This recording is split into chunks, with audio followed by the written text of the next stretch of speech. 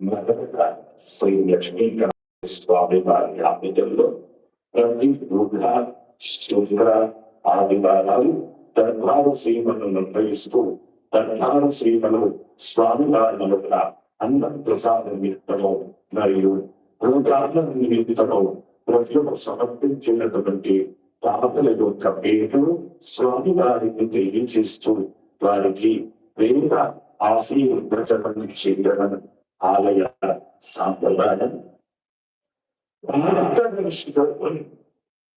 వీరాం శివారు 500 రూపాయలు స్వామి వారి అన్న ప్రసాదం సమర్పించారు.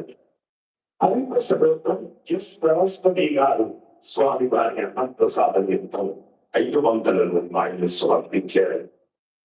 కాష్టక ప్రభుత్వం వెంకట సూర్య నాట లక్షకాలు 500 రూపాయలు స్వామి వారి 501 రూపాయలు స్వామి వారి అన్న ప్రసాదం సమర్పించారు.